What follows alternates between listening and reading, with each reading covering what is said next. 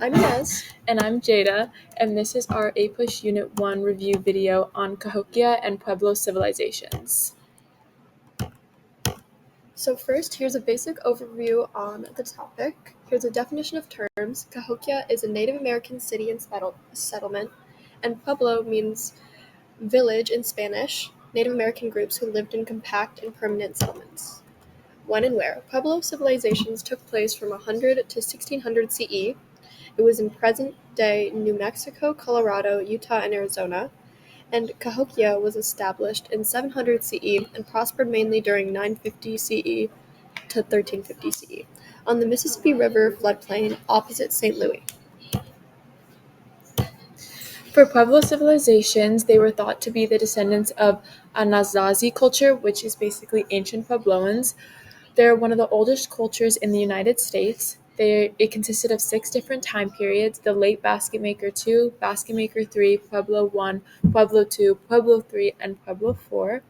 The Pueblo people are perhaps most well known for their advanced housing, which often built into rock faces, and that their art practices such as carvings and pottery, including a mug like this with designs similar. The Puebloans also engineered sophisticated means of agricultural and food storage. They had complex houses following archaeoastronomy, which is using phenomenons of the sky in your outline for architecture, as well as their houses being made out of limestone and adobe, and they were governed by a council of head religious figures.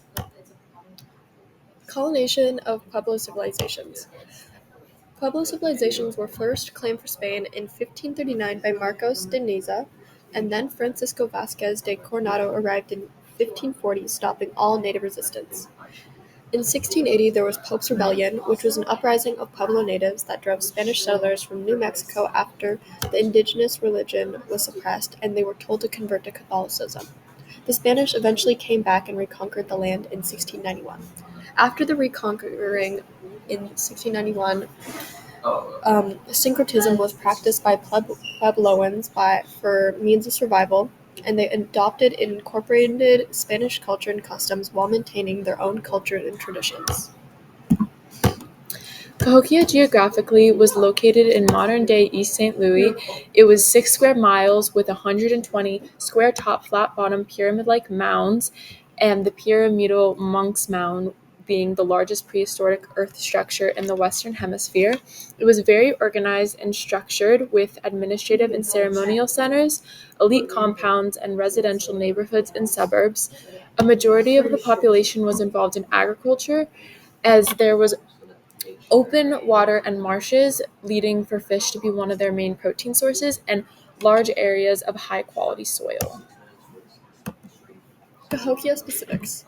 Cahokia was once home to up to 25,000 people at its peak. Its civilization came together after population explosion due to the stability that came with the cultivation of corn, squash, and other crops. Majority of the population was involved in agriculture with these crops. Cahokia had a structured social class, having their leaders live in elevated wooden houses. This status was passed down generationally. Religious leaders had heavy influence, and there were also artisans and astronomers who worked in solar observatories. Since there was no commerce in their society, goods like shells and beads were traded and bartered, and it was the most extensive urban center in prehistoric America north of Mexico, and the primary center of the Middle Mississippian culture. It was the largest city north of Mexico before Columbus's arrival.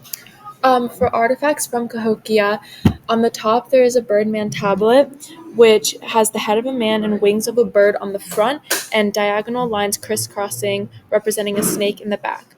This is thought to represent the 3 worlds, of the bird being the heavens, the head being the mortal realm, and the snake being the underworld.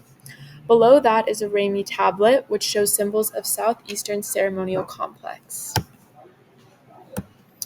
The decline of Cahokia was mainly due to environmental degradation. They relied on wood for fuel and construction, which led them to clear many forests and causing runoff that led to erosion and flooding of important crops. This lack of crops caused starvation, loss of faith in leadership, increased competition for land, and regional warfare. Additional causes for the decline was most likely disease, climate change, and societal stress. Thank Thank you for watching.